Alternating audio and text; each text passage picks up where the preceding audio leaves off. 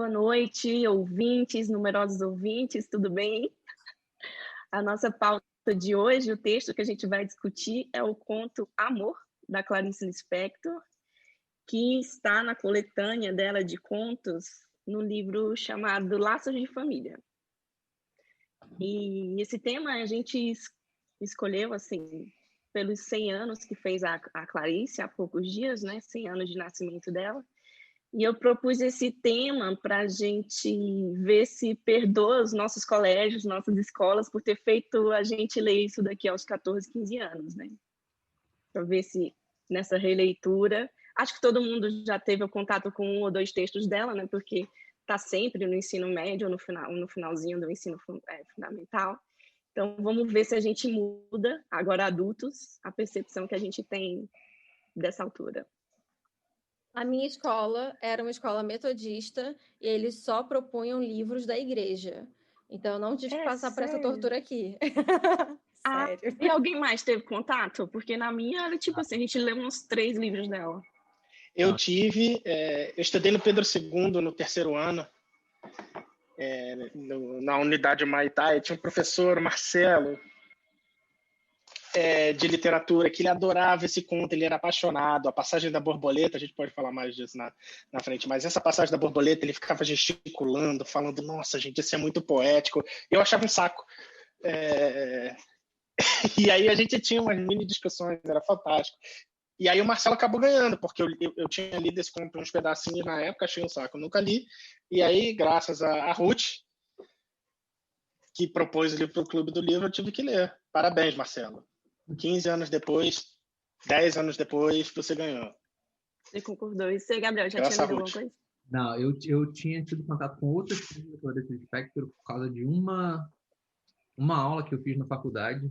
Assim, por coincidência, eu tinha que completar crédito, peguei uma aula de mitos, imagens e alguma coisa na literatura moderna, e volta e meia alguém falava de Clarice Lispector, porque eu estava cercado da galera de letras, todo mundo apaixonado por ela. Mas esse conto específico eu tive contato uma vez, quando eu era bem mais novo, li num livro que eu tenho em casa, mas li muito rápido, e eu admito que só agora que eu fui... Achou horrível, né? Não, assim, eu provavelmente li no meio de uma porrada daquelas, assim, de virar a noite lendo coisa, e provavelmente não assimilei metade do que esse conto queria dizer. Então, hoje em dia, percebi algumas coisas mais, mas eu não tive a coragem de ler de novo para ver se eu entendia melhor. Eu estou aqui com as minhas ideias pré-concebidas e vou ficar com elas. Estou na mesma. E Renato, já tinha lido alguma coisa? Eu já tentei ler A Hora da Estrela algumas vezes. Esse era obrigatório no meu colégio. Foi obrigatório para vestibular uma época, mas eu acho que não era no ano que eu prestei. Mas, sei lá, eu tinha uma curiosidade, queria ler. Aí não consegui passar da segunda página.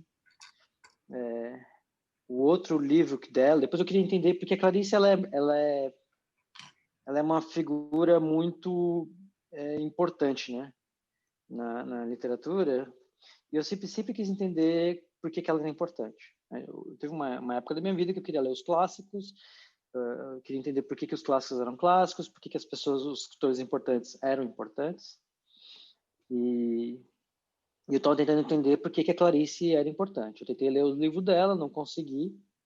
Aí eu li um pedacinho da biografia dela. Não sei se vocês conhecem, vocês leram a biografia. A biografia é assim, tipo um toroço de umas 600 páginas, e já não lembro nada também da história dela. Eu sei que ela não é brasileira, assim, mas fora isso não lembro mais nada.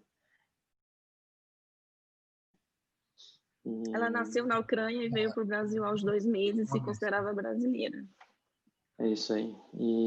Enfim, mas aí eu li o conto de hoje, eu li uma boa parte, não terminei de ler, mas assim, eu começo a me perder no meio do caminho. Ela começa a pular umas conexões que a gente tem que fazer na cabeça, que eu não consigo fazer. Acho que falta uma massa cinzenta aqui, uns neurônios, não sei exatamente o que falta. Eu acho que a importância dela é justamente isso, dela ser tão introspectiva que fica confusa, né? Pelo menos das coisas que eu conheço, eu não conheço nenhum outro autor que faça tanta viagem interna como se você tivesse tomado um doce e mergulha nos pensamentos e, tipo, perde noção do tempo e espaço. Só ela. Acho que é por isso que ela é importante. De droga. Nem de Clarice, nunca fiz uso desse tipo de droga, nem de Clarice Lispector a fundo, nem de psicotrópicos. Então, não, eu também não, imagino. Não pode. Então eu vou fazer um resuminho aqui. Crianças, não usem drogas, viu? Não usem drogas. Ninguém aqui apoia isso. Se você usar drogas, você não pode ser um mestre Pokémon. A história em si do conto, tipo assim, quando eu li a primeira vez, além de achar confuso, me pareceu bem banal, né? A história de uma mulher jovem.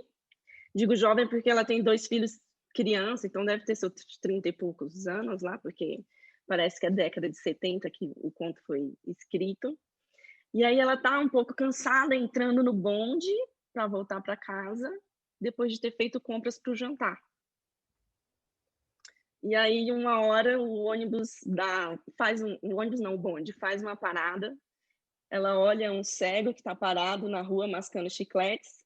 Com isso, ela se perde em pensamentos. O bonde dá uma arrancada inesperada enquanto ela está distraída. As compras dela caem no chão e quebra os ovos que ela tinha comprado. E aí ela se recupera desse evento, mas continua perdida lá em pensamentos, perde o ponto de descida, mais próxima da casa dela, fica um pouco perturbada, meio perdida, mas sai andando e aí se reconhece perto do Jardim Botânico, entra lá para dar uma descansada, fica viajando um pouco, perde a noção do tempo e quando vê, o jardim já está fechado. Ela tem até que chamar o carinha lá para abrir para ela e deixar embora. E aí ela se percebe atrasada, dá um corre, chega em casa, prepara o jantar e volta para a vida normal. Então, a história, superficialmente, é tipo assim, banal, né? Bem ridícula. Isso foi a primeira leitura que eu fiz. Mas aí, entrando na segunda e na terceira, eu li 3 vezes, gente, para ir percebendo mais coisas, para ver por que esse conto é importante e é considerado um 100 mais, assim, da literatura em português. E aí eu fui vendo quem é que essa personagem, né? Essa Ana. É uma mulher nem rica nem pobre, né? Porque o narrador vai ambientando a gente, dizendo que tipo, ela mora num apartamento, que ainda está pagando, que tem uns defeitinhos no apartamento, tipo, o fogão dela dá uns estalidos, umas enguiçadas. Então, não é uma pessoa rica, né? E também não pobre, porque a gente sabe até que ela tem uma empregada, né, no finalzinho. Então, uma mulher ali de classe média, com 2 filhos e casada, que tem para si que a vida dela é segura e boa. E ela está acomodada nessa vida, né?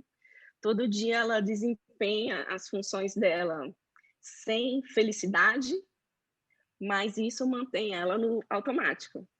Então, ela acorda, ela é mãe, põe as crianças para ir para a escola, ajeita o marido para sair para trabalhar, e dá conta da casa, limpa tudo.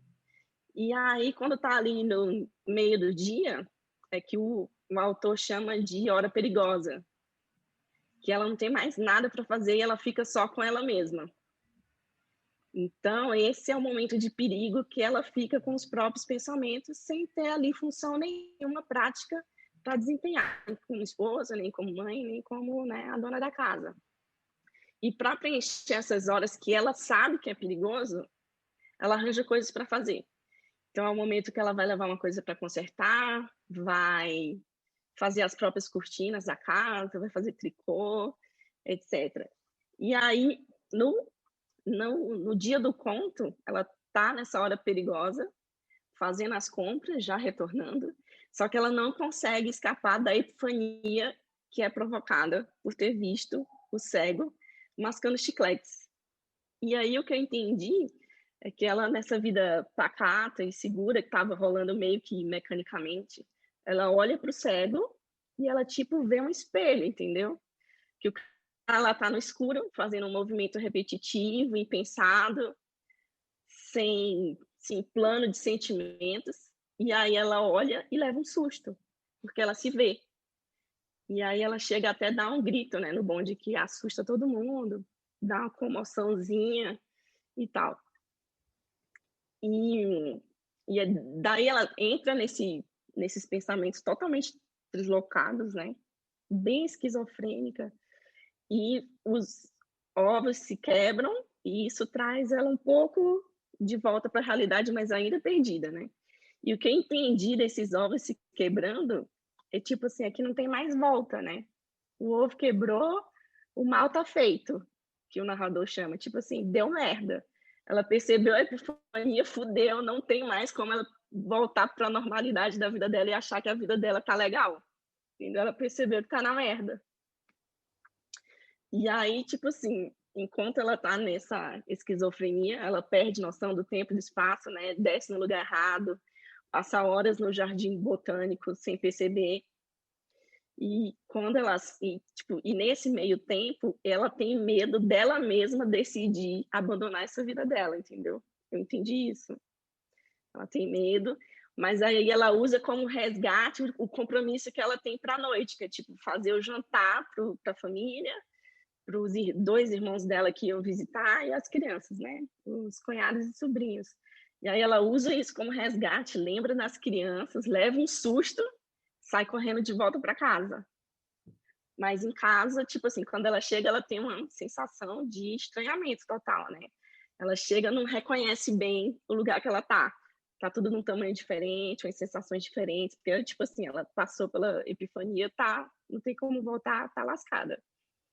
E aí ela continua, tipo, nesse estado meio absorto, mas vida que segue, ela vai lá, consegue ajudar a empregada a fazer o jantar, e a família janta feliz, sem sobressaltos. Só que ela ainda está nesses pensamentos esquisitos, tanto que ela chega em casa e o filho corre para ela e ela fala para o menino, não deixe que mamãe te esqueça. Ou seja, eu entendi que ela pensou em escapar dessa vida e fugir de tudo e largar até as crianças. Mas aí o jantar corre bem e tal, ela está distraída olhando pela janela e escuta um barulho na cozinha. E como ela está nesse estado todo alterado, ela tipo leva um susto bem maior do que a ocasião iria provocar.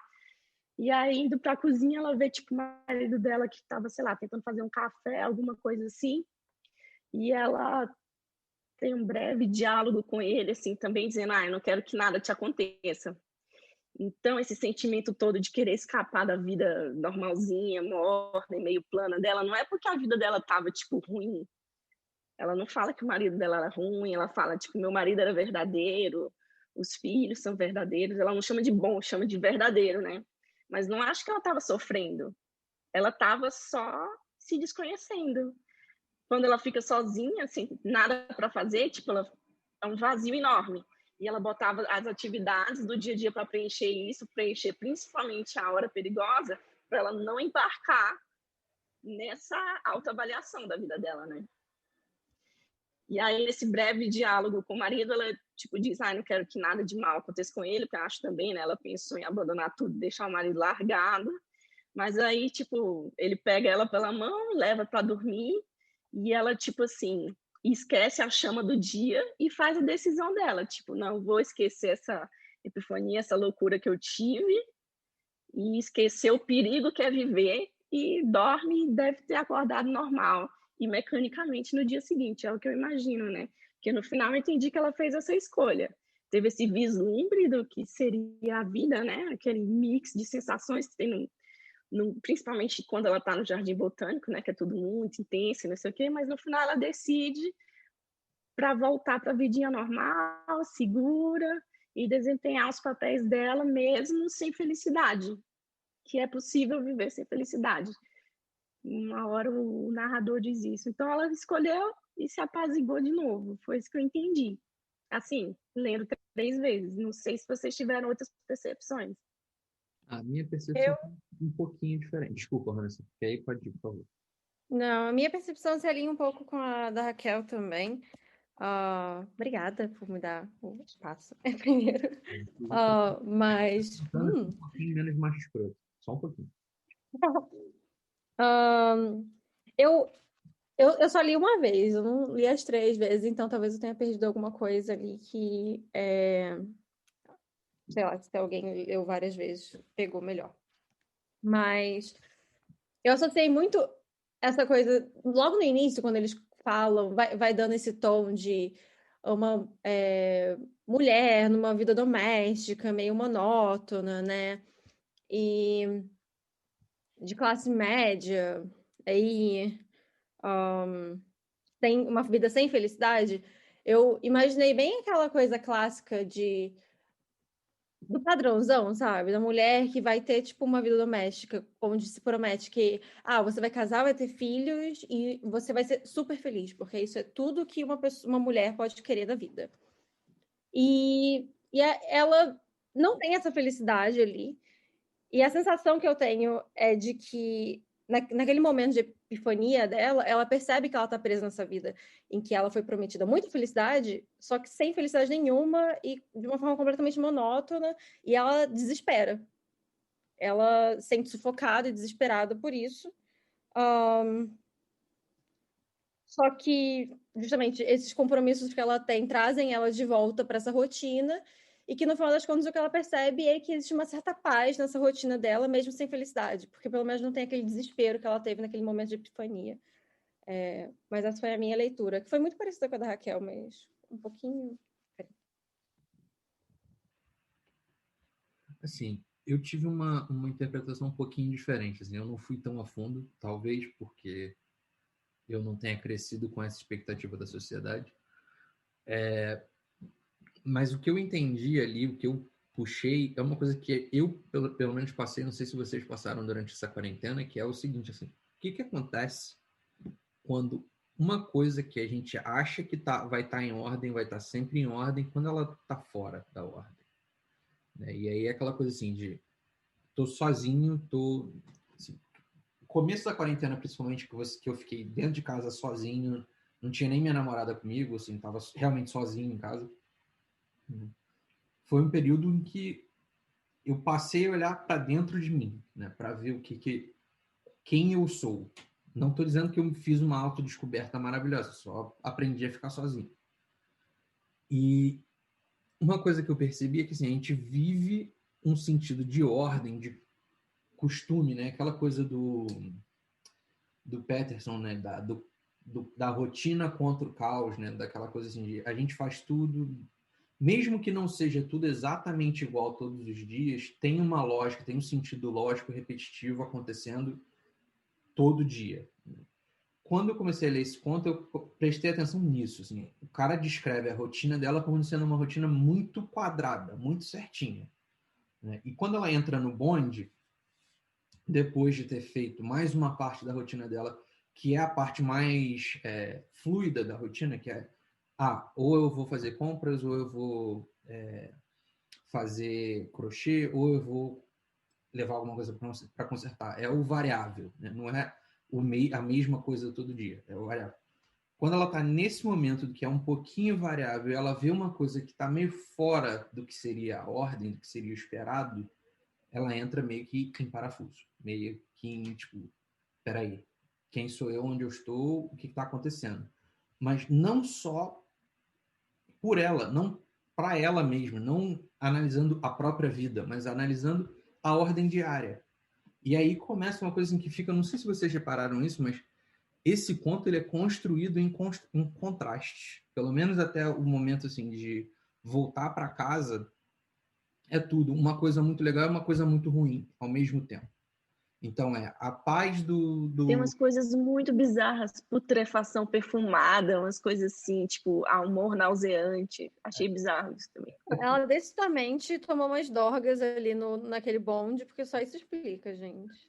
Eu não sei vocês, assim, mas eu tenho uma mãe aracnofóbica. Então, quando a Clarice escreve sobre a paz do Jardim Botânico e a aranha com as pernas magníficas na árvore, aquilo me veio imediatamente à cabeça. Minha mãe estaria entrando em pânico, estaria com um nojo, desesperada vendo isso. Mas, para esse momento, é um contraste muito interessante, né? Um contraste assim, de existe a paz, mas, ao mesmo tempo, existe a confusão, existe o asco, existe o nojo, existe a coisa ruim, né? E é um contraste. Eu fiquei me lembrando muito daquele Divertidamente da Disney, que são os bonequinhos e tal, que é o momento assim, só a felicidade não resolve tudo, só a tristeza não resolve tudo, só o nojo não resolve tudo, só a raiva não resolve tudo. A gente cria uma personalidade, a gente cria as nossas experiências combinando isso tudo. E eu acho que a descrição de repensar a vida e parar e prestar atenção em tudo que está acontecendo é uma forma de reaprender a viver. Em momento algum, eu achei que ela fosse chutar o balde e largar a família. Eu achei que ela estava se redescobrindo. Eu lembro uma coisa que um professor meu me falou no ensino médio, assim, muitos anos atrás, eu já estou ficando velho, mas assim, ele achava que as meninas deveriam ler Clarice Lispector para aprender a ser mulher. E eu acho que, eu não sei porquê, mas assim, quando eu li disso, eu fiquei lembrando muito. Cara, uma pessoa que entra nessa vida, né, na vida de dona de casa, de mãe, meio sem saber o que esperar, ou meio que com uma expectativa de que o resto da vida dela vai ser certinho e tal, é muito fácil dela desaprender a ser um ser humano, não só uma mulher, mas desaprender de ser alguém.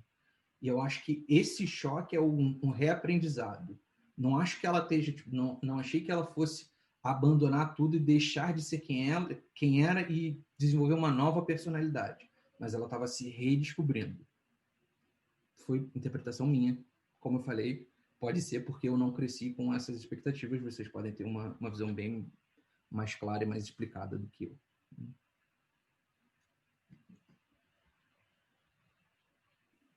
Tô olhando aqui, achando maravilhoso as caras e bocas das pessoas escutando o Gabriel. Renata falando é de mim. Aquela última fala tinha que ter dado um print na tela na nossa cara. Tipo assim, ler Clarice para aprender a ser mulher. Mas teve uma ali que quando o Gabriel falou do animadamente, né? Como é que chama? Eu vi a cara do André. A cara do André foi maravilhosa também. Mas assim, o que eu acho... bicho, o nego fala muito bem desse filme, eu sinceramente não acho isso tudo, não. Não dá pra ser feliz o tempo todo. Parabéns.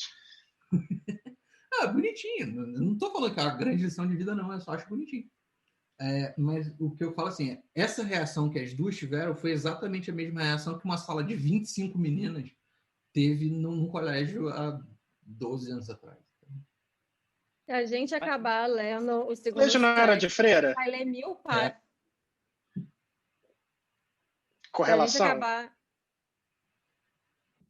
Se a gente acabar lendo o segundo sexo, a gente vai ler 1000 páginas sobre como a sociedade transforma a gente em mulher. Define a mulher. Mas, ó... Aí entra um problemaço. Voltando a Clarice, eu tenho a impressão que às vezes o meu cérebro ele é linear demais para entender as voltas dela, assim. Mas escutando as descrições que vocês deram, uma das coisas que eu pensei é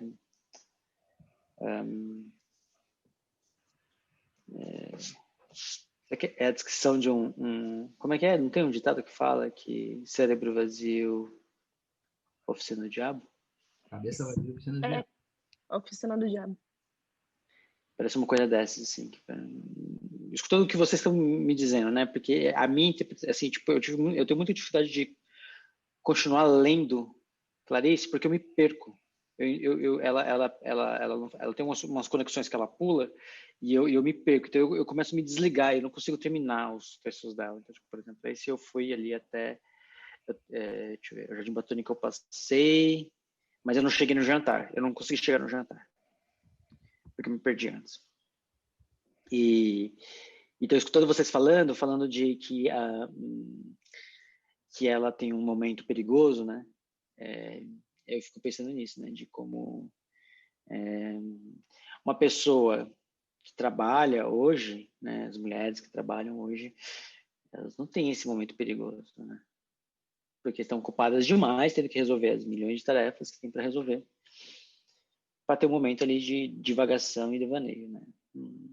Sem dizer se isso é bom ou ruim, simplesmente uma constatação de que a Clarice não existiria no mundo onde as mulheres trabalham. Eu não sei se é verdade. Não sei se é verdade. Eu acho que... Não, eu acho que continua, mas vai, André. Eu acho que ela diria que agora a mulher tem um negócio a mais, além das atividades de casa, tem o trabalho, é mais, sei lá, uma barra na grade da prisão, alguma coisa assim. Tô poético hoje. Talvez encurtasse a hora perigosa ou ficasse só no fim de semana, quando está descansando, mas acho que de qualquer forma iria existir. Ou talvez precipitasse a crise, porque chega um momento que ela está exausta, ao invés de ser uma epifania porque vê um cego, enfim, não sei. Várias, por exemplo, eu fiz direito, faculdade de direito, né? E é uma bosta, cara. Assim, tem gente que adora, tem gente que não. Muita gente que eu conheço, inclusive mulheres, largaram. Eu acho que a maioria dos meus amigos homens que fez faculdade comigo continua com a carreira jurídica e várias das mulheres largaram. Várias são super bem-sucedidas, advogadas de júri, fazendo aquela festa toda. Mas várias largaram. Tem mulher que tá com, tipo, largou para casar e ter filho. Tem gente que largou para não sei o que lá. Eu acho que... Eu acho que o trabalho é mais uma obrigação jogada em cima da mulher. E aí, no caso da Ana, ela se enterrou na... É Ana, não é? Ou errei agora o nome da personagem.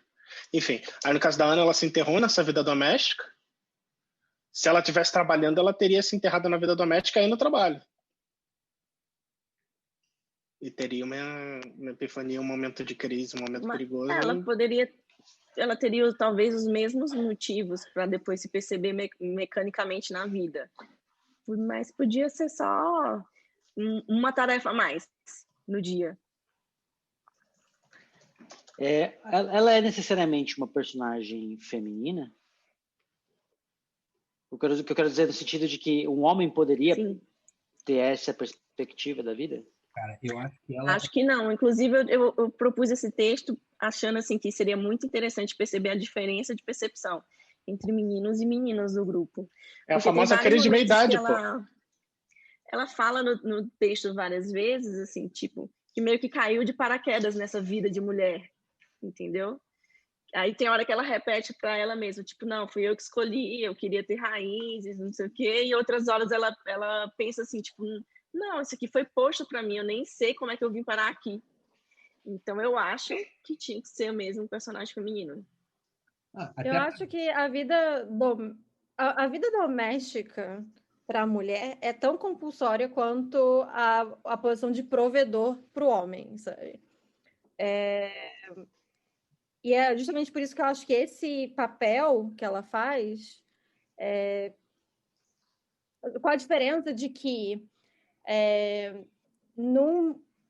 na estrutura social que a gente vive hoje,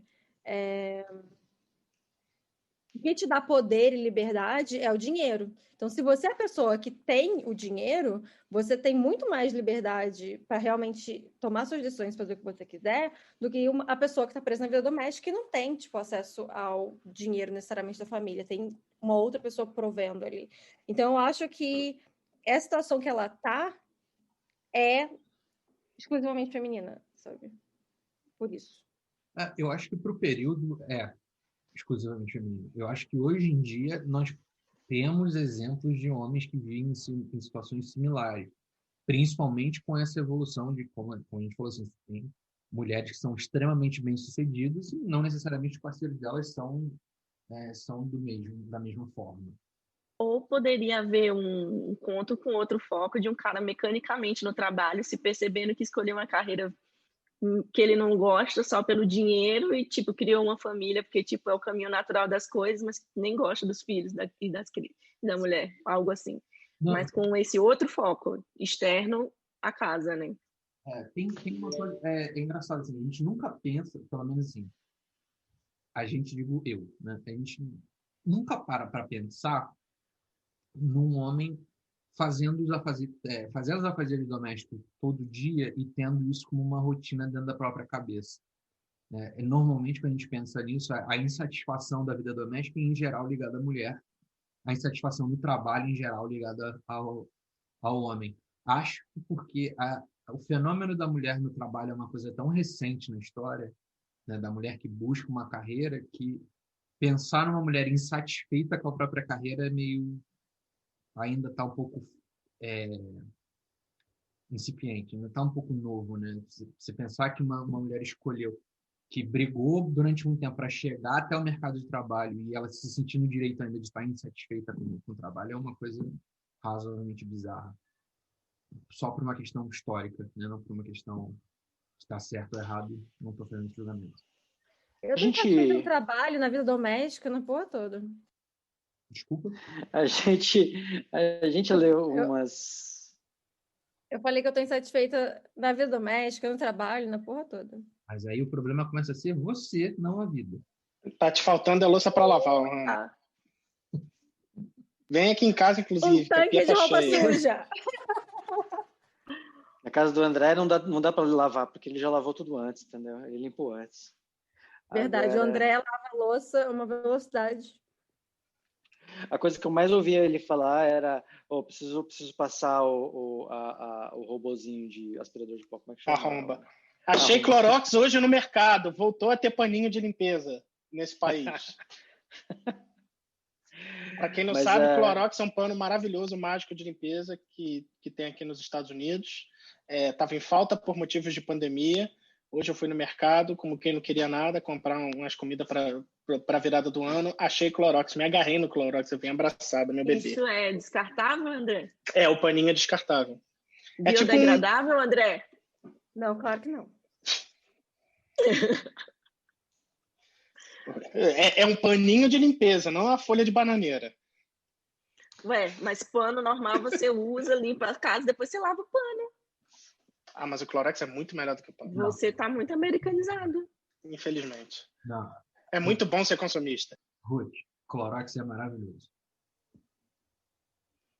Mas voltando aqui... tem um spray de Clorox que você pode usar com um pano reutilizável, viu? Mas o paninho é melhor. Deixa o Renato falar. Volta, Renato. Voltando aqui à discussão do livro, eu estava pensando, agora vocês estão falando, né, sobre esse livro, essa perspectiva ser muito feminina. Vocês acham, a gente leu algumas semanas atrás, alguns meses atrás, o Metamorfose, né, do Kafka, onde o personagem principal ele é um homem preocupado com a preocupação central dele era a parte financeira, né, prover financeiramente a família, né? Vocês acham que é um bom paralelo esse conto? Fiz esse paralelo também, pensei. A história do Kafka provavelmente não aconteceria com a mulher. A história da Clarice não aconteceria com o homem. Eu tenho a visão contrária. Eu acho que a história do Kafka, ele mesmo dá abertura para acontecer com a mulher no final do livro. Vai ser um pouco diferente. Com o casamento da irmã? O casamento da irmã. Fica bem aberto. Só que, assim, é um pouco diferente. Provavelmente você não teria a discussão do trabalho do cara ter que ir trabalhar, ou da menina ter que ir trabalhar. Seria uma coisa mais relacionada ao ambiente doméstico. Mas a história poderia acontecer exatamente da mesma forma, né? Dela se desvencilhar da própria identidade, se passar a se ver como um objeto, e a preocupação única da família seria como é que nós vamos sobreviver a isso. Bom ponto. Comprei. Agora, o que eu me pergunto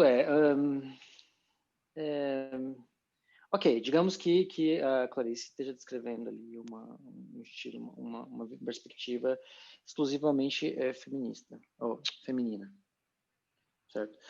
Que não é uma coisa que não aconteceria com o homem. Quando você faz isso, quando você adota uma perspectiva específica, você está sendo sexista? Eu acho que ela estava falando da realidade como era. Não que ela concordasse. Inclusive, por talvez não concordar, que ela trazia, mesmo de forma enigmática, o assunto à discussão.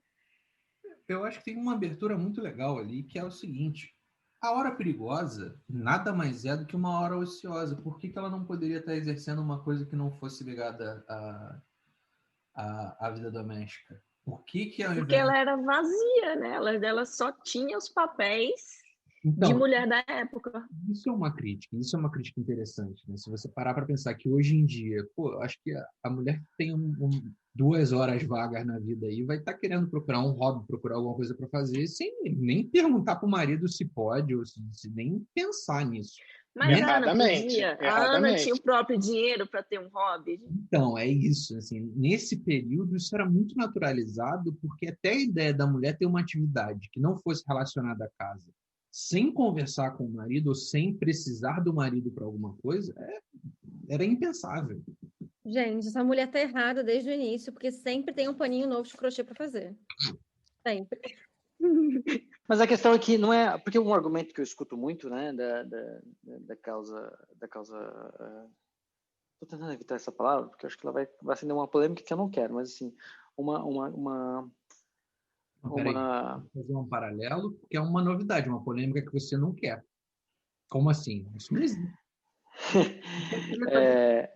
Porque uma das grandes críticas que existem me corrijam se eu estiver errado, tá? Se eu estiver falando bobagem, mas uma das grandes críticas que eu ouço dos movimentos feministas é de que determinados textos, determinados autores, determinadas obras, elas reforçam os estereótipos masculinos e femininos. Se esse conto está escrito à luz da perspectiva feminina, que é uma coisa que não dá para ser masculina, será que a Clarice, ela de uma certa forma, ela é ofensiva à causa feminista? Eu Acho que não. Eu tenho uma opinião porque... sobre isso. Fala. Então, vai, Raquel, vai. Eu falo depois. Vai.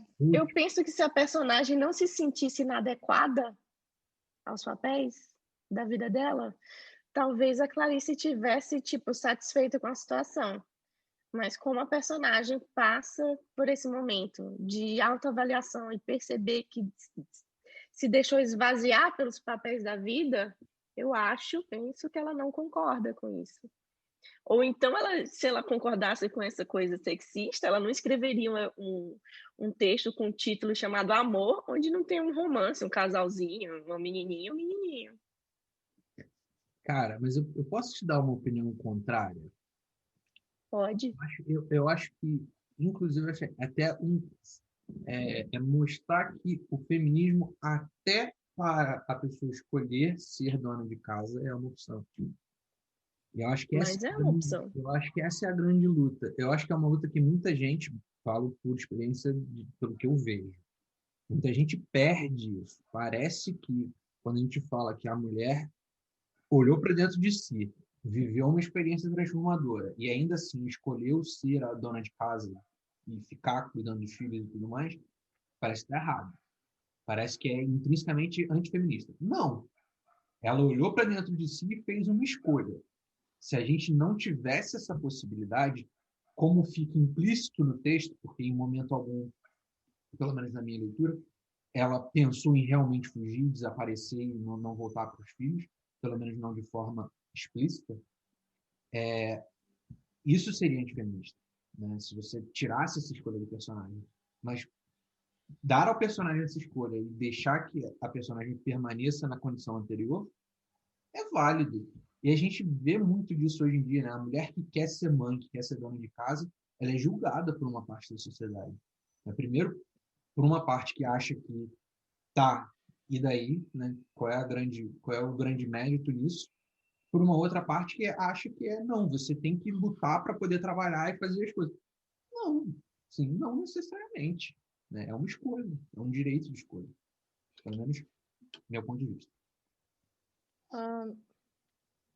Ok, deixa eu comentar primeiro a coisa que o Renato comentou, depois eu vou fazer um outro comentário sobre o que o Gabriel acabou de falar. Gente, eu posso usar nome de verdade aqui? Não sei. Só eu sou o Ruth, o resto... Desculpa. Não, tem por acaso. Eu acho que uma coisa é você reconhecer a realidade como ela é, a outra coisa é você criticar a realidade e poder propor tipo, algo diferente do que é, sabe? Você dizer, olha, a realidade é que uma mulher tem essa experiência de vida e que isso é diferente do homem, é você retratar a realidade. Outra coisa é você começar a perguntar coisas do tipo, precisa ser assim? Sabe? Esse é o único formato possível de vida para uma mulher? Eu acho que são coisas diferentes. Eu não acho que ela escreveu um texto onde ela retrata a realidade é problemático por si só, sabe? Não acho problemático, na verdade. Acho problemático quando ele retrata um estereótipo que não é verdade, de verdade. Por exemplo, eu vou trazer isso depois, que a gente conversa depois sobre isso.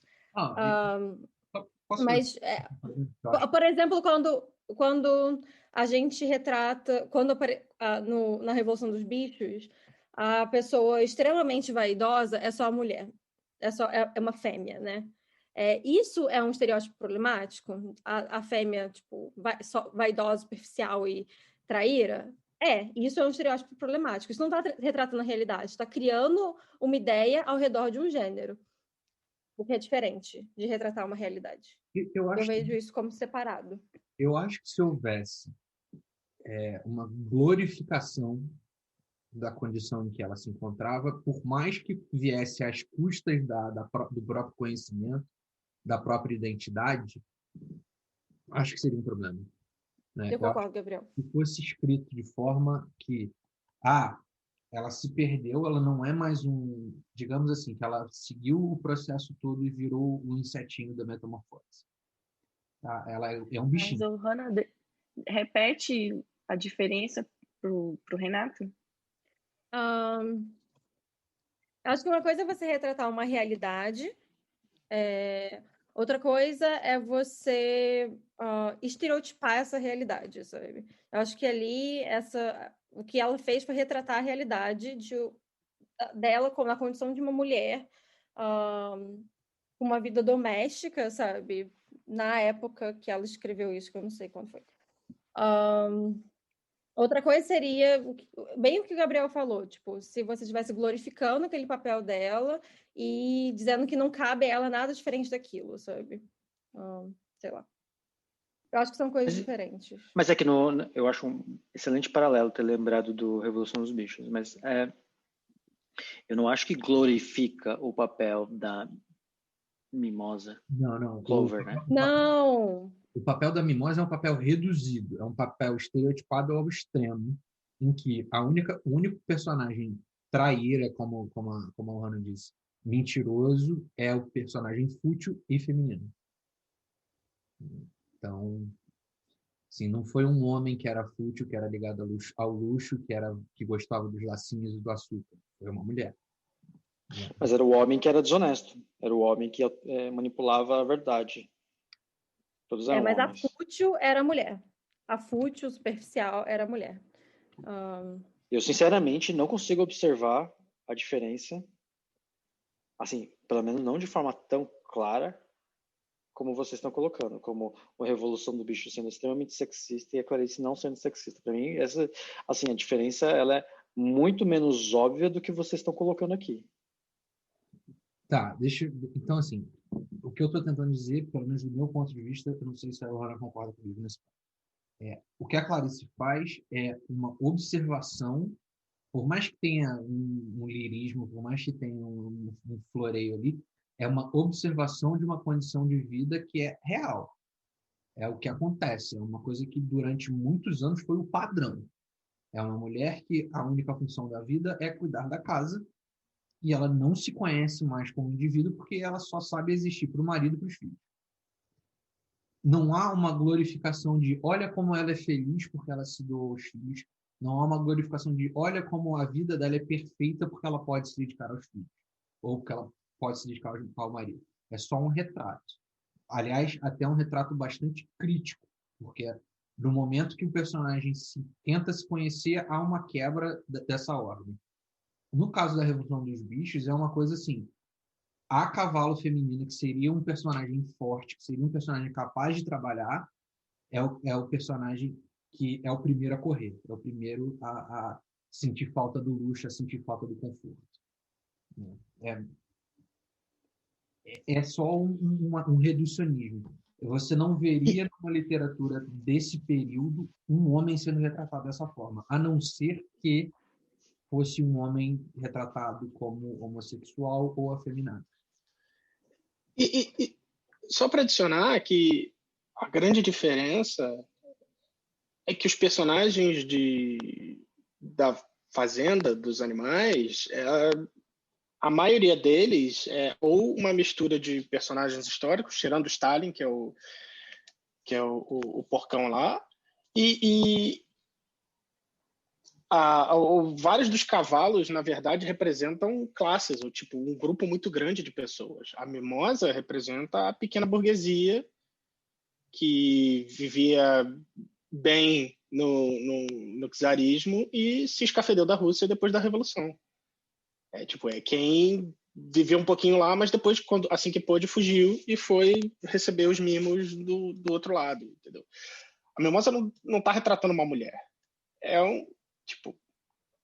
Mas associar E essas outra... características ao feminino é o que eu acharia problemático. Mas, como eu comentei, eu acho, hoje no grupo, eu não vejo problema nenhum de verdade no Revolução dos Bichos, porque eu acho que é um recurso que ele usou para comunicar melhor uma ideia, e eu acho que dentro daquele contexto e dentro da crítica social que ele está fazendo, acho que aquele é completamente válido. Não estou chamando ele de sexista nem nada, eu estou problematizando, eu estou tentando usar um exemplo de estereótipo para tentar fazer uma alusão, sei lá, Mas é que, para mim, a minha leitura do conto da Clarice ela propõe uma visão estereotipada da mulher.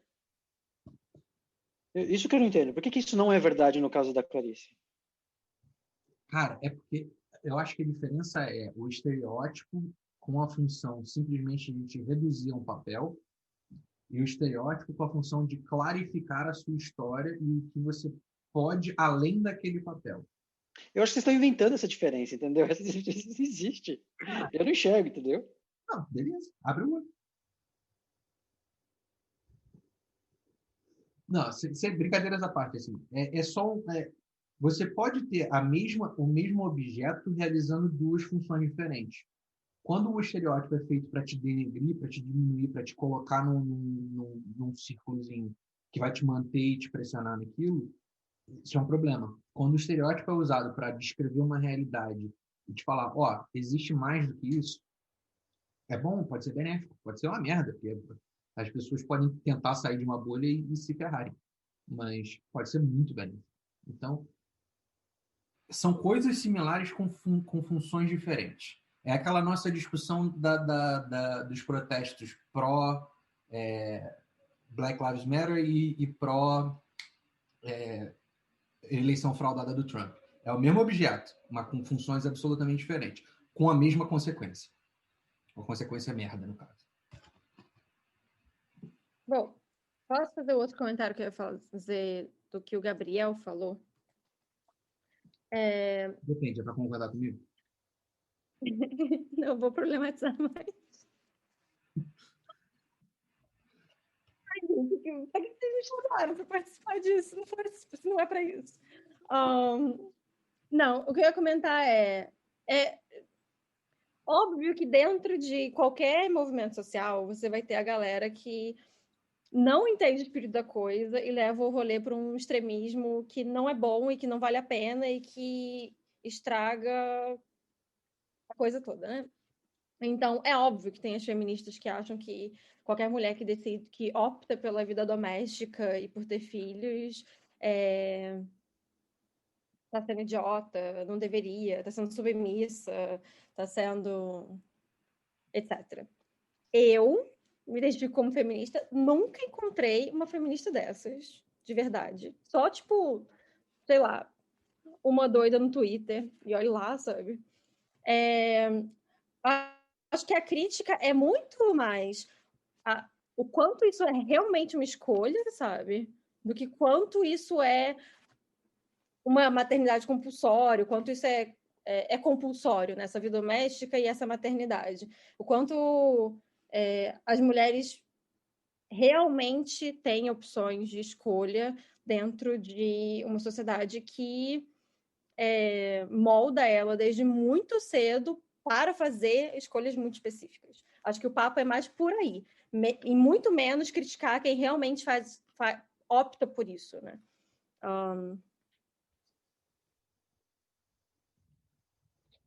Sim, concordo, certamente. Eu tenho só eu teria só um pouco mais de cuidado, porque acho que uma coisa importante aqui nessa discussão é observar o tempo, né? A influência do tempo em como a gente enxerga o mundo, né? Então, Clarice escreve esse livro em década de 60 ou 70? Excelente pergunta. Eu acho que é de 70, deixa eu checar. O Orwell, ele escreve em 37. Quer dizer, ele escreve em 42 o livro, 43, mas a ideia do livro é de 37, ou seja, tem aí seus 30, 40 anos de diferença. Isso acho que é um aspecto É de importante. 1960, a publicação. Ah, legal. Então tem aí seus 20 anos. Já não é tão grande a diferença, mas, 20 anos nessa época, do ponto de vista do feminismo faz muita diferença. Eu não acho que isso teria feito diferença sobre o como ele escreveu. E, de novo, eu não acho de forma alguma que o que ele escreveu é um problema de verdade. Eu acho que dentro daquele contexto, dentro da crítica social que ele faz, aquilo é perfeitamente cabível. E o livro é tão bom, mas tão bom que dá até para perdoar. Não, o que acontece é aquilo que a gente falou, assim, há 70 anos atrás, 80 anos atrás, é compreensível. Se o livro fosse escrito hoje, já não seria mais tão aceitável assim.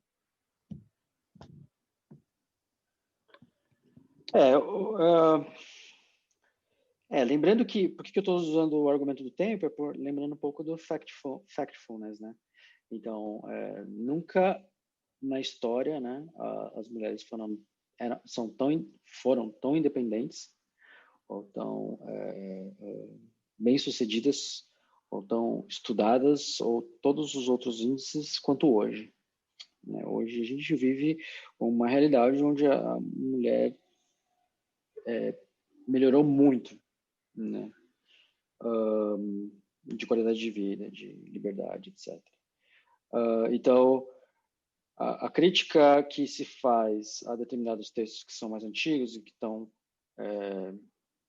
desatualizados, eu acho que sempre deveria levar em consideração o tempo, né? E não só isso, né?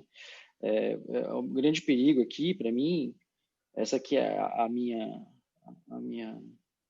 o que eu estou pensando aqui é que será que a gente não está escolhendo interpretar positivamente as pessoas que a gente gosta e interpretar negativamente aquelas pessoas que a gente não gosta, dos autores, não as pessoas, né?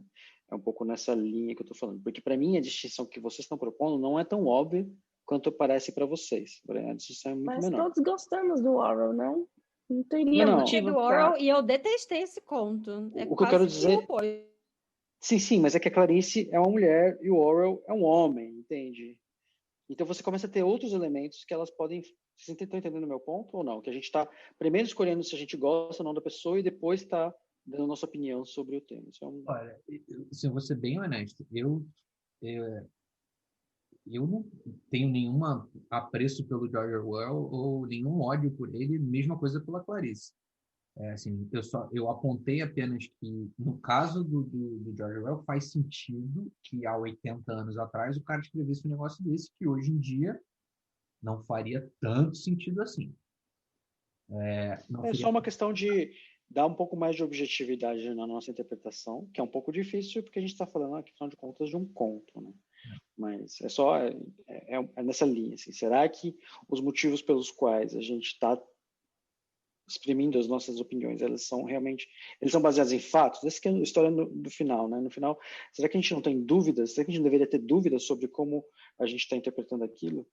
Ou a gente está interpretando aquilo como a ferro e a fogo, quando aquilo deveria ter um pouco mais de folga, né? De foco, mais maleabilidade?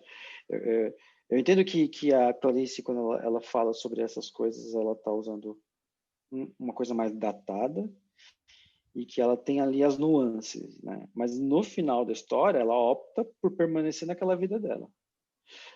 Uma coisa que eu achei super interessante, uma coisa que a Ruth só sugeriu, e eu acho que eu queria explorar isso melhor, que é a questão do título, Porque eu concordo com você, eu acho que o conto do amor não fala essencialmente ou objetivamente de amor.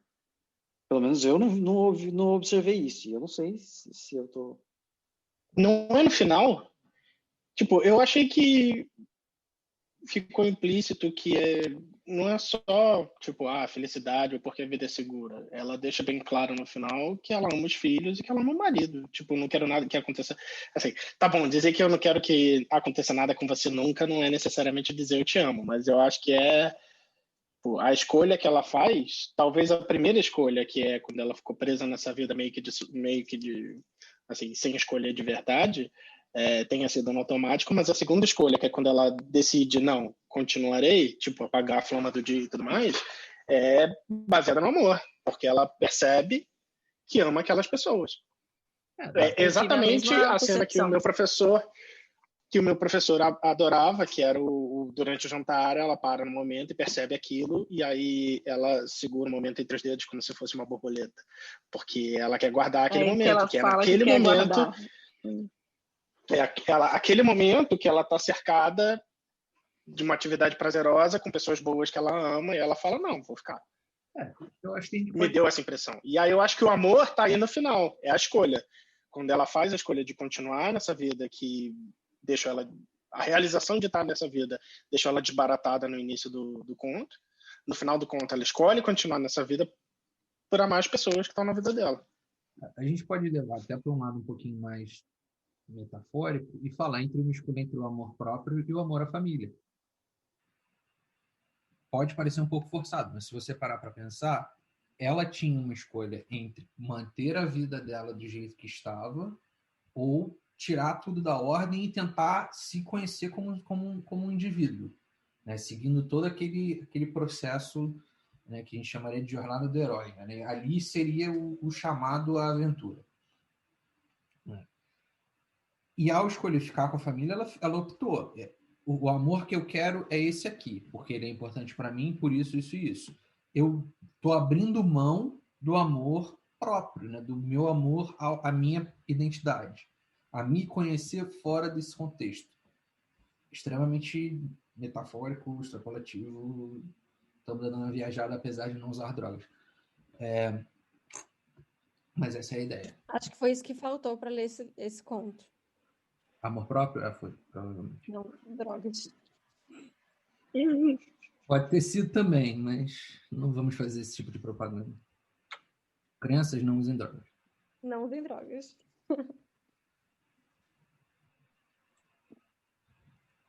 Você tá mutado, André. André falando? Então, o que eu falei era melhor estar mutado mesmo.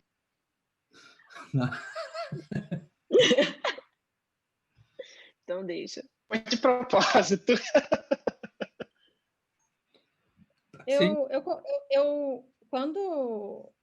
Renato, eu concordo com você que toda vez que você vai ler alguma coisa, aprender alguma coisa, discutir, analisar alguma coisa, quem você é e de onde você está falando importa. E é por isso que a gente discute tanto a necessidade de diversidade, até em áreas de exatas, por exemplo, onde, sei lá, os objetos são um pouco mais objetivos, né, em termos de análise, sei lá.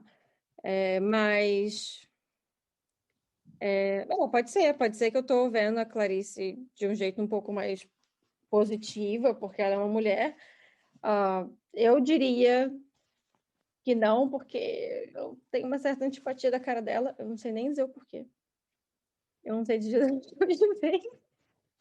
Não, assim, eu não entendi aonde que a gente estava sendo duro com um e relaxado com o outro, assim, pelo menos para aparecer essa pergunta. Eu entendo a pergunta, eu entendo o que você quer dizer.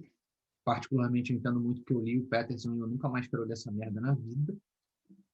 Né? Mas, assim, isso vai gerar uma antipatia para o resto da vida, sem que alguém falar assim, não, porque o Peterson, eu vou falar, dane-se, é um imbecil.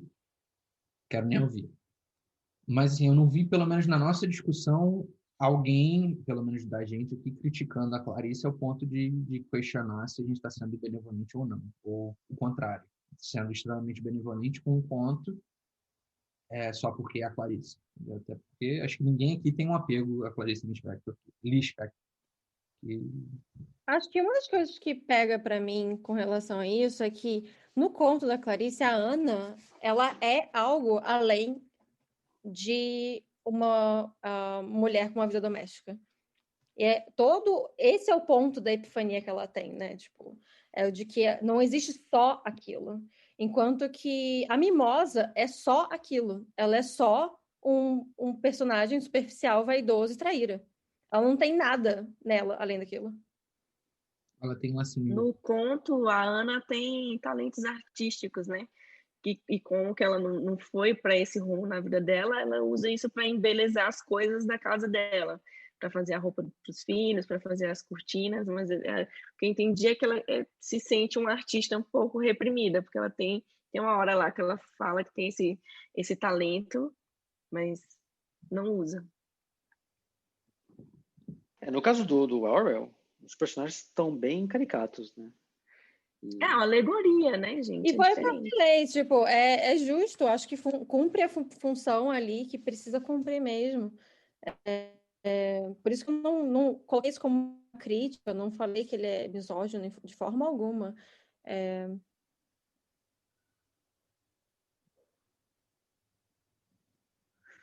Bom, tudo bem. A questão mais da Clarice era isso. Assim, para mim, me pareceria é possível, eu poderia interpretar o conto como um conto que reforça os estereótipos de uma época, né? De como a mulher é vista de uma época. Então, ela ali ele retrata sem reforçar. Eu acho que Pois é, mas esse argumento que eu acho que ele é forçado, entende? Como é que você retrata sem reforçar? Porque ela está retratando com crítica, pelos olhos da personagem, que vê que aquela situação de tamanha adaptação dela às funções que a vida deu para ela está insatisfatório. Ela não é uma mulher Sim. satisfeita, super feliz, cuidando de crianças rechonchudinhas e do marido, entendeu? Mas no final...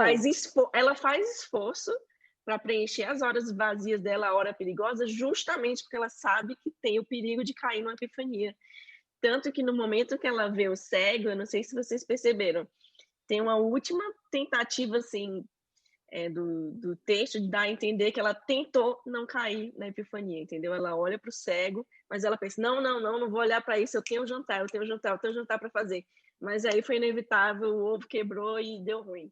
E ela não conseguiu mais voltar. Ela tenta não pensar nisso. Não, mas no final ela se submete à vida tradicional. Ela escolheu, né? Ela faz mas escolha também é uma submissão, né? É uma renúncia, não diria que é uma submissão. Já diria. Não, eu só estou dizendo que, tipo, as duas interpretações são igualmente válidas. Isso que eu estou tentando dizer, assim. Eu entendo o ponto de vocês. Eu só estou falando que não é tão marcado quanto vocês estão querendo dizer, entende? Eu acho que tem ali uma ambiguidade. Eu acho que tem uma nuance. Eu quero deixar uma coisa clara, assim. Não há nada marcado nesse ponto. Não há nada. Nada que a gente possa falar assim, não, isso aqui é fato, é exatamente isso aqui que ela quis dizer, isso aqui está explícito. Não. Não, mas aí nesse caso, quando eu falo que é possível utilizar o conto da Clarice ou interpretar a Clarice como algo que reforça o estereótipo, você não diz não, você diz que é possível. E o que vocês estão dizendo é que não é possível. Que não é isso. possível porque tem uma crítica ali. Porque esse é o meu ponto. Essa é a minha crítica. Que existe uma nuance, que existe a ambiguidade, mas vocês estão dizendo que não pode ter ambiguidade porque que ela não faz. E por isso que vem minha crítica de falar que será que vocês não decidiram que ela não é sexista e vocês estão só procurando os argumentos para dizer que ela não é sexista? Porque na pior das hipóteses, na melhor das hipóteses, existe uma ambiguidade. Porque ele não é tão marcado, ele não é tão óbvio, ele não tem uma coisa tão direta, objetiva. Tá, aí eu entendo aonde você está querendo chegar. Finalmente eu entendi, demorei a entender. Mas assim, eu continuo achando, é sempre possível uma pessoa mais conservadora olhar para esse ponto e falar, olha, a personagem só encontra a felicidade real quando ela aceita que aquela é a realidade dela. Só que isso, em momento algum, está explícito no texto. É uma interpretação. E interpretação, se você pegar um texto absolutamente objetivo, nós 5 aqui podemos ter interpretações diferentes. Então você concorda comigo? Você acha que ela pode estar sendo sexista e reforçando o estereótipo? Pode, mas assim, não há nada que me leve a crer que seja. Ela pode estar sendo, ela pode ser vista como, né? Pode ser vista como, porque depende do prisma de quem está lendo. Né? Motivos pelos quais eu odeio. Gente, já que a gente vai conversar sobre coisas assim com bastante nuance, a Capitu traiu o Bentinho? Claro que não! Bentinho doente, um inseguro, um merda. E se traiu, digo mais, ele merecia, porque que cara chato! Gente, sabe que eu li de novo recentemente, tipo, no início do ano, eu tenho uma opinião completamente diferente do que eu tinha quando era adolescente. A gente conversa sobre isso outro dia. O Capitu não só traiu, como o Bentinho era tudo isso. Pronto. A solução mais simples de tudo. O Capitu era uma safada, sempre foi, cigana. Olhos de cigano oblíquo e dissimulada. O moleque não cresceu a cara do Escobar à toa. E o Bentinho era maluco, pancado. E queria ser padre. Não, tá todo mundo errado. A cara do Escobar, isso era ideação persecutória. Cara, eu acho... Ele era tão inseguro e tão ciumento que criou isso. Eu acho, lendo de novo, porque logo antes dela aparecer grávida, tem um período que ele descreve... Ele vai fazer uma visita e o marido não tá em casa, né? Essa é a única cena que põe em dúvida. Não, acho que é pior que isso, porque Machado de Assis, ele coloca ali o Escobar como um cara sedutor, tipo, um cara meio...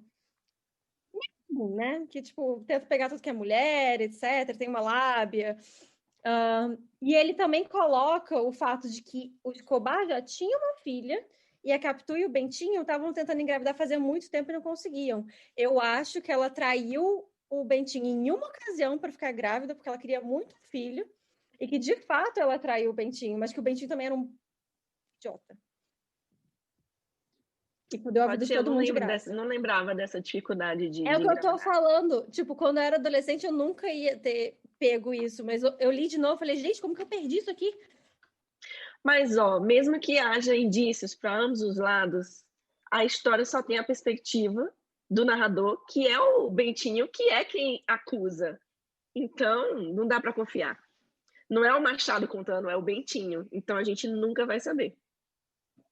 O Bentinho decididamente aparece como... Vocês nunca vão saber. Eu sei que ela traiu. Bonzão. Alecrim dourado, André. Juventude Dourada. De onde é que é a Juventude Dourada, Renato? Da Zona Sul. Não, assim, esse negócio do Alecrim Dourado, todo São mundo Paulo é conhecia? Zona Sul?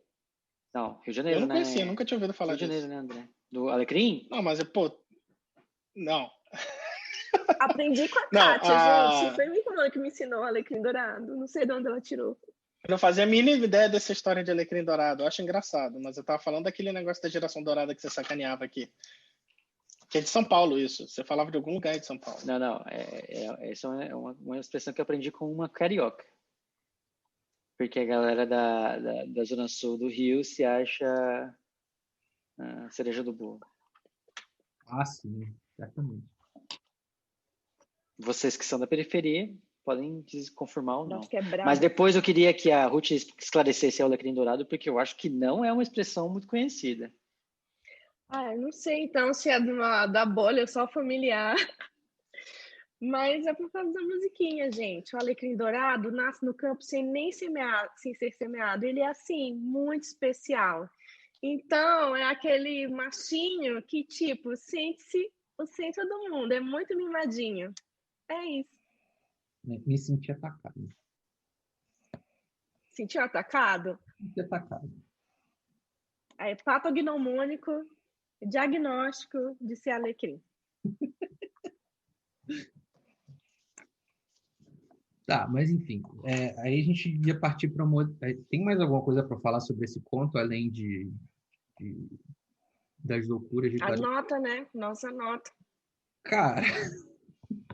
Eu sou a favor da gente continuar com o negócio. Recomendo ou não recomendo a leitura. Não vou me arriscar a dar número para Clarice Lispector para não ser cancelado. Então eu dou 10, sem dúvida, 10 com exclamação. entendeu?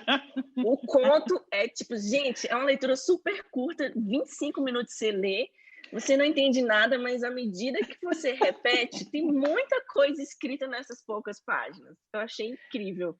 Não achei a leitura agradável, não foi feita para divertir ninguém. É desagradável, mas é incrível, nota 10. Recomendo para quem não é mais adolescente. Eu não acho que isso tem como a gente ler para o vestibular e gostar. A gente realmente não entende nada. Mas agora sim.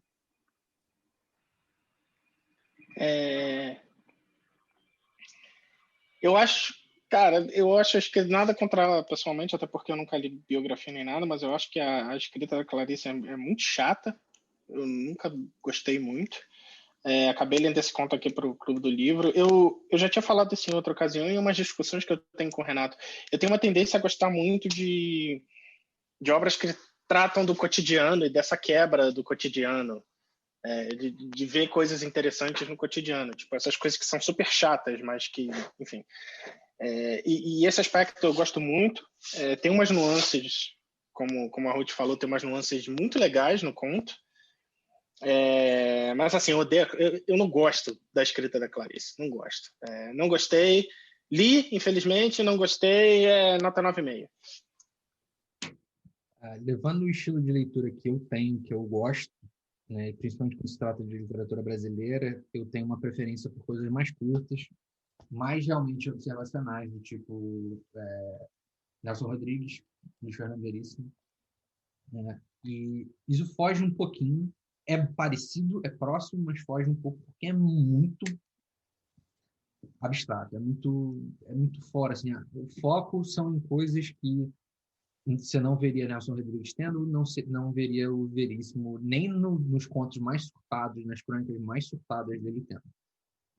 Eu recomendo a leitura, eu acho a leitura muito boa, muito interessante, mas não é uma coisa fácil, não é uma coisa para adolescente que acha que vai mudar o mundo, né? Porque não vai entender metade do que está escrito ali. E eu falo com tranquilidade, com 29 anos eu não entendi muita coisa. Então, provavelmente vou ter que reler em algum momento, mas não vai ser agora. Recomendo para a pessoa que quer entender um pouquinho da realidade do mundo e se entender um pouco, se conhecer um pouquinho.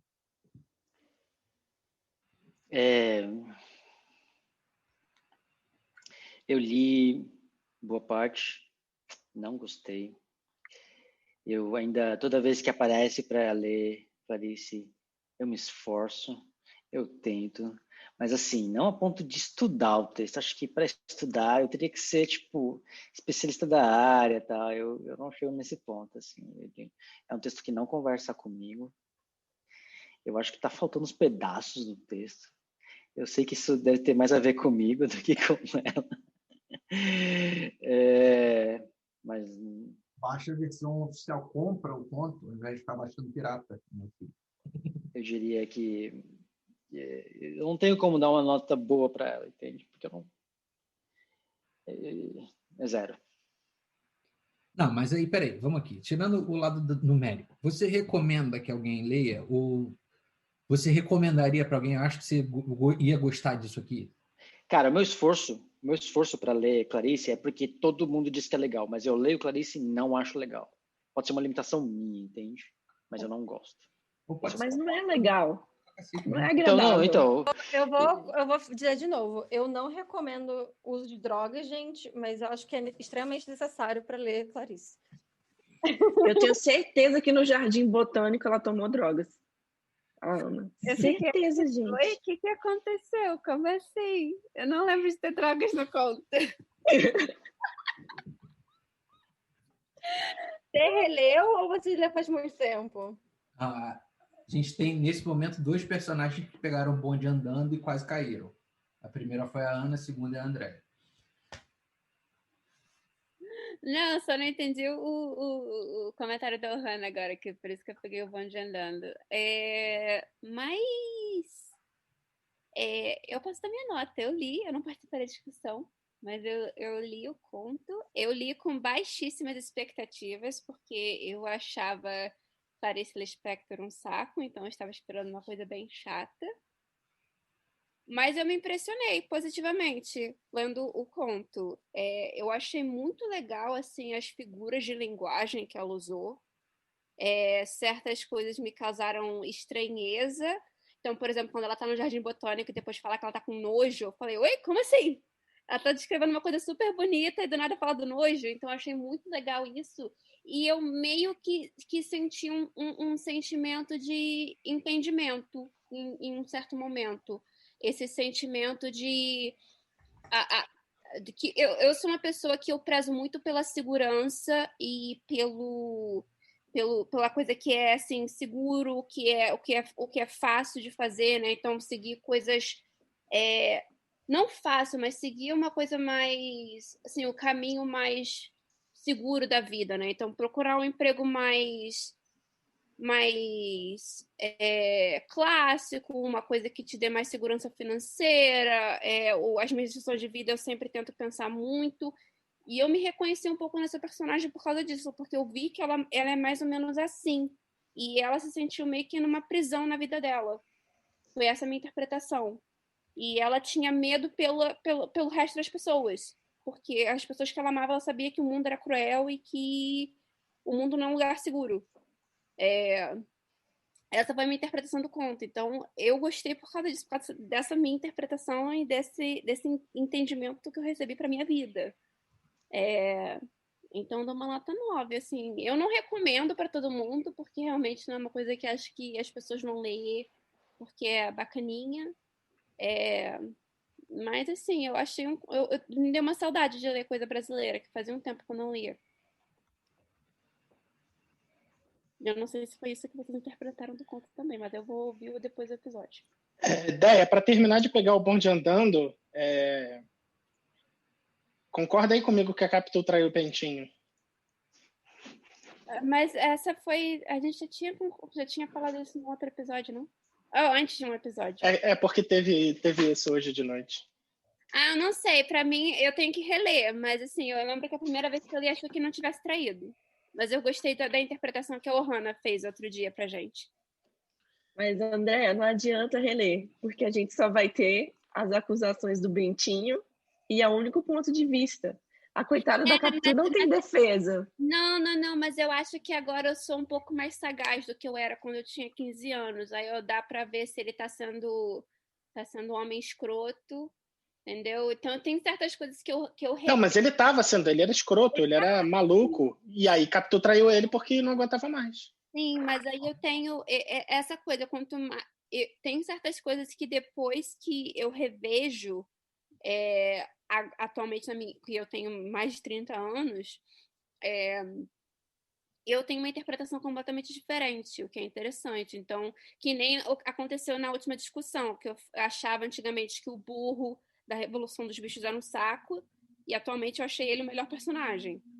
Então, eu acho que isso pode acontecer comigo lendo Dom Casmurro de novo. Concordo, e eu acho que a gente pode pedir para as escolas não obrigarem as crianças a lerem nem Machado de Assis, nem Clarice. Não, peraí. Porque a gente Machado pode pegar um trauma e não gostar pro fim da vida. Não, Machado é mais fácil. Mas mesmo assim, tipo, você tem 12 anos, você não sai amando Dom Casmurro. Não, deixa eu fazer um adendo aqui. Entre ler aquelas maluquices que eu tive que ler de A Droga do Amor, Droga da Obediência, A Luz no Fim do Túnel, cara, me dê Machado de Assis, me dê uma coisa decente para ler. Tu teve que ler isso na escola? Insuportável. Eu tive que ler, depois eu li o resto da série dos caras. Não, mas eu li Senhora, que também não gostei muito, mas talvez eu tenha que ler. Enfim, eu acho que tudo que eu li naquela época, se eu ler de novo agora, eu vou ler com outra perspectiva. E eu acho isso interessante, de eu tentar lembrar como é que eu interpretei as coisas naquela época, e o que aquela obra me fez sentir naquela época, e agora o que essa obra me faz sentir, se eu entendo melhor aquele personagem. É que nem quando você vê Por exemplo, o Denis o Pimentinho, você fala que o senhor Wilson é um escroto. Ele não é um escroto, ele não é um velho rabugento. Ele é um cara que ele gosta da orquídea dele e vem um menino vizinho e destrói a orquídea. Sabe, o menino vive atazanando ele. Aí você fala que ele é malvado, que ele é ruim. Não é. Ou você vê a Pequena Sereia e fala que o Rei Tritão é malvado, que ele não quer dar liberdade pra menina. Aí vai ter, porra, a menina vende as pernas dela, vende a barbatana, vende a voz para um homem que ela conheceu há 30 segundos, larga o pai todo preocupado. Aí depois vem o pai, tipo, minha filha, seja feliz. E o pessoal acha que ele é malvado. O pai estava certo. Aí eu fico assim, gente. Quem nunca? Quem nunca? André, eu só quero que você me diga quem nunca. Eu vou fazer um corte disso aqui e botar no YouTube com um clickbait. André compara, diz que Pequena Sereia incentiva a prostituição infantil. Não foi isso que eu falei. O que eu falei foi, tipo, ela larga a família dela por um homem que ela conheceu há 30 segundos. Quem nunca? Acontece. Não, eu sou... Um homem bem apessoado, gente. Então, aí isso volta pro meu negócio aqui, fazer uma minha psicanálise, que eu sou aquela pessoa que gosta da segurança, entendeu? Avalio bem as coisas antes de eu fazer. Então, tipo assim, a Pequena Sereia pra mim aí foi um pouco, tipo... Deu uma de louca, entendeu? Eu sou a pessoa que dá uma de louca, então eu entendo a Pequena Sereia. Eu sou a pessoa que, tipo assim, o meu maior medo é essa questão da segurança. Eu fiz aquele teste do Enneagrama, aí eu sou o tipo 6. O tipo 6 é o tipo de pessoa que valoriza muito safety and security. Então, assim, a gente não quer, a gente não toma nenhuma decisão que vai botar a gente em risco. Então, eu sou esse tipo de pessoa. Eu dirijo dentro do limite de velocidade, tudo que eu faço é dentro da lei, eu segui uma carreira segura, tinha um plano, eu gosto de planejar as coisas, eu tenho aqui minha água para casa de terremoto, entendeu? Tô assim, sou preparada para pior caso possível, entendeu? André, tome cuidado se você viu um cego mascando chiclete, você pode ter um problema. Não, aí é por isso que eu me identifiquei, entendeu? Eu posso dar a minha avaliação do coisa? Porque eu não falei. Não sei. Todo mundo falou já, não falou? Só faltou eu, acho. Quem leu e quem estava na discussão, sim. Eu recomendo o conto, mas eu vou avisar que é chato pra caralho, viu? Mas eu recomendo. Cara, eu achei tão rapidinho de ler, não sei o que você Recomenda por quê, se você acha chato? Eu acho que ele faz um... Porque ela quer que mais gente sofra. O importante é compartilhar. Eu acho que eu interpretei o conto como uma crítica a uma vida doméstica compulsória. Então, acho que as pessoas podiam ler para pensar sobre isso, sobre quanto liberdade e escolha as pessoas realmente têm na vida delas. Tá? Sabe o que ficou faltando? Ela ganhar uma meia no final e se tornar um elfo livre. Maravilhoso. Faltou.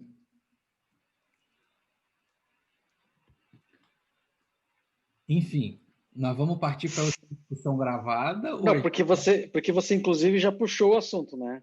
A gente vai continuar para a discussão gravada ou vamos cortar aqui porque o negócio vai ficar feio, é melhor não ter isso registrado. Eu acho que deveria deixar gravado. Pode deixar gravado. Deixar o que gravado? Então, A J.K. Rowling é transfóbica? Eu não acho que ela seja transfóbica, não. Vamos lá. Eu acho que ela é transfóbica. A gente precisa de um moderador ou vocês se resolvem aí sozinhos? Eu não quero isso gravado. Então tira, Gabriel. Vamos parar de gravar e a gente se diverte. Eu faço a Glória Pires e apenas digo que não sou capaz de opinar.